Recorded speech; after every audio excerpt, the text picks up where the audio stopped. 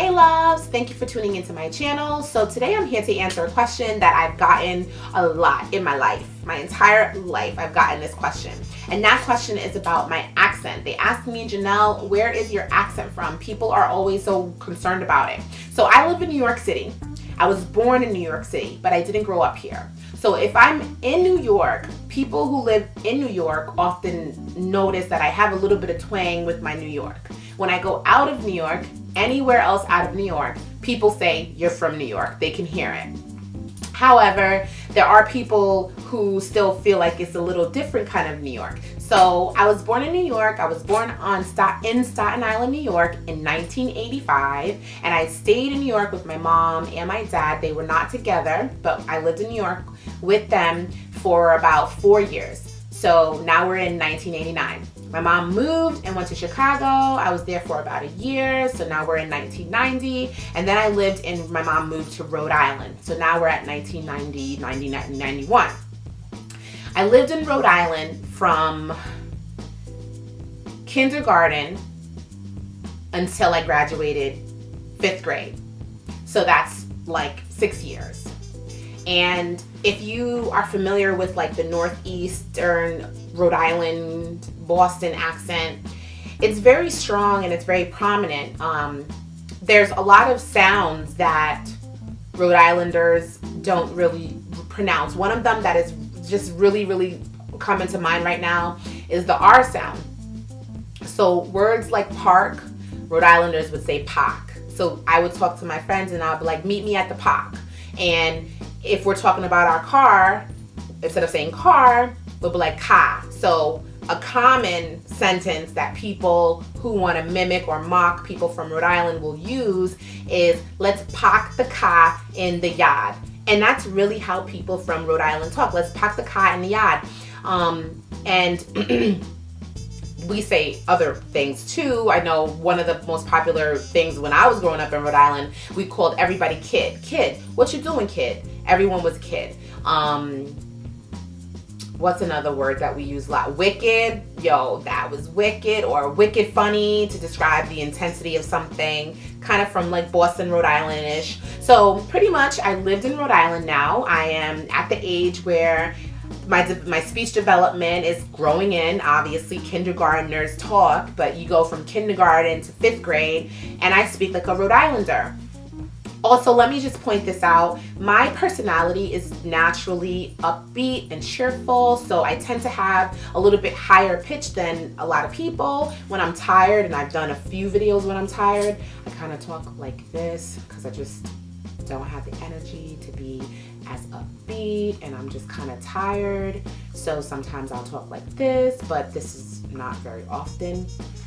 Most of the time I'm talking like this, and this is just my natural voice, except when I'm being really serious with my kids, then I get the mommy tone. Y'all mommies know what I'm talking about. So yeah, 6 years in Rhode Island, speaking like that. When I would visit my brothers and sisters who lived with my dad, who was still in New York, he did not come with us to Rhode Island. Like I said, my mom and dad were not together. Y'all keeping up? I would get teased all the time. My brothers and my cousins, they would say I talk like a white girl. Valley girls from California, that was a popular phrase. You talk like a valley girl, you talk like a white girl. And I would always get teased about it. Hey, there was nothing I could do. This was my voice, this is how I spoke. And I talked like this as, I was freaking in kindergarten, 1st grade, 2nd grade, 3rd grade, 4th grade, 5th grade. This is how I talked. So after I graduated 5th grade, my mom wanted to start going to school. She wanted to take some courses so she could advance in her career. But my mom and I were the only ones together. Like my older siblings from my mom, they lived in Africa at that time still. So for that reason, my mom needed someone to be able to care for me while she was getting her education for the next couple of years. And obviously at that point in time, I'm in 5th grade, I'm like 11 years old. I know about boys. I'm really liking boys. I think everybody's cute. I want everybody to be my girlfriend, my boyfriend. I want everybody to be my boyfriend. And my mom obviously knew that if she's going to be taking night courses that I was going to be getting into some stuff. And she was right. Like, I probably would be. So she sent me to live with my dad. And I lived with my dad for 3 years while in middle school. So 3 years in middle school. Now I'm in New York. Okay. I take my little white girl, valley girl accent from Rhode Island, my upbeat, super cheerful accent that everyone was always teasing me about, and you put me into New York, and now they're in Rhode Island, nobody's pronouncing those R's. Remember I told you pack, the ka, and the yad? Nobody's pronouncing those R's, and you put me in New York where everybody, they roll those R's. So park in Rhode Island is pack, and now we go to New York, and park is pork. And car in Rhode Island is ka. And then you put me in New York and now it's core, and it's yard, and it's chocolate, and it's mother, and it's father, and it's daughter. It's all of that. And all the ALL words or AU words is or, more, all of that. Chocolate. I mean, it's so funny. So now it's like I live here for 3 years, and in 6th grade, 7th grade, and 8th grade, even though I obviously have already formed my own speaking skills, and I speak English, and I have an accent when I go into it, children are very impressionable, and I pick up accents really, really, really fast. If I'm speaking to someone who is Spanish, I start talking like them. I know I'm not the only person that does this, but if I'm talking to someone who is Spanish, I start talking like them. Like, oh, mommy, like I pick up those little accents. They stick to my tongue so quickly, really, really quickly.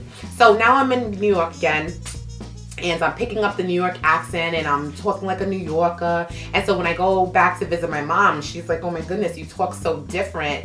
And I'm like, what you mean I talk different? I talk like how I talked before I left here. Like, that's me with my little New York attitude, and I'm rolling every letter and every word is all of that. So now I graduate middle school, and I have to leave New York because I cannot live with my dad. He's the worst dad. He's so overprotective. He's just giving me a lot of grief. I can't be myself. I can't do anything. So I begged my mom to come back, and because she was done with school, it was perfect. So I went back to Rhode Island, and now I'm there for high school. So keep up. I was in New York. I was born there 4 years, spent a year in Chicago, and then spent 6 years in Rhode Island. Left Rhode Island, 5th grade, 3 years in New York. That's middle school. Now I'm back in Rhode Island for high school, and I was also there for college. So that's 8 years. So I take my Rhode Island accent to New York, get a little bit of New York in me, or a lot of New York in me. Then you put me back in Rhode Island, and I'm kind of getting out of the harshness and the toughness of the New York accent, and I'm picking back up the Rhode Island accent. But now I'm much older, so I'm kind of like caught in the middle of the two. So that's where it all comes from. I kind of have a lot of Rhode Island accent in me, and then I have a lot of New York accent in me. And then I think the fact that I also speak very properly, I really enunciate and pronounce all of my words, even down to, the phonemes. When I'm saying something that has like an ST in it, I'm like, most people don't do that. Like, I'm like, I was first. Like, that's how I speak. So you hear every phoneme when I speak, because I go and I pronounce everything. So it's just how I've always been. I've always talked like that. So you mix that with the New York, you mix that with the Rhode Island, my upbeat spirit and personality, you get what you get. So I've actually, even now as an adult, I've been teased about my accent, about the way I talk. There's been really negative comments about the way I speak as it relates to being a YouTuber, because you have to hear me speak. I've had lots of people say really negative things about my voice. They've said that I'm annoying. I sound like a black girl who lives with white people and wants to be white so bad. People have said that my accent or my voice or whatever is super fake. People have said that they've unsubscribed from my channel because they cannot stand my voice. So, bye. I honestly don't care. Like, I'm too grown. I'm 32 years old, guys. I don't care about stuff like that. That is the most minor thing ever. Ever, ever, ever, ever, ever.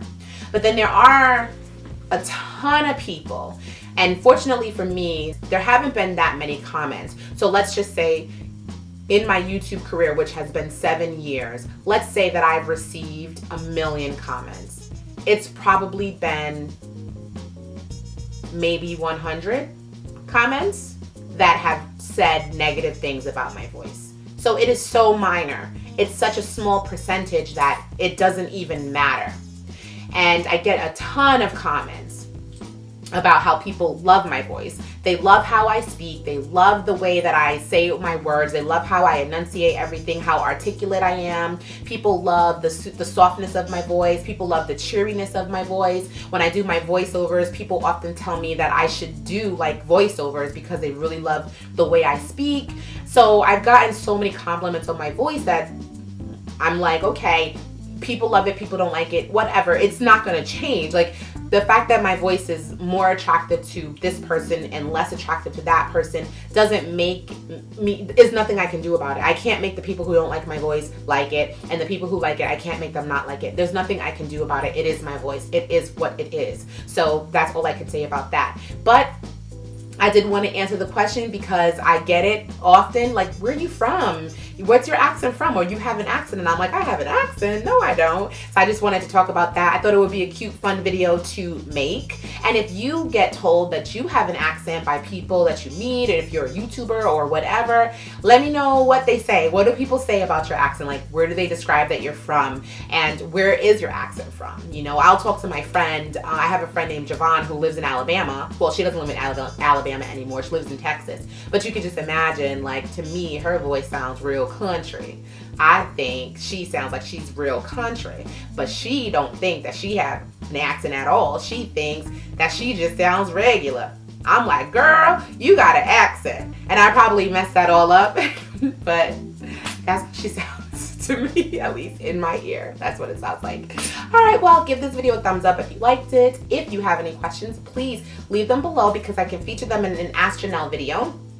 Don't forget to check out my podcast, y'all. I have a podcast, JenellBStewart.com. You can find my podcast and you can listen to all of my episodes. And as always, I love you for watching. Bye.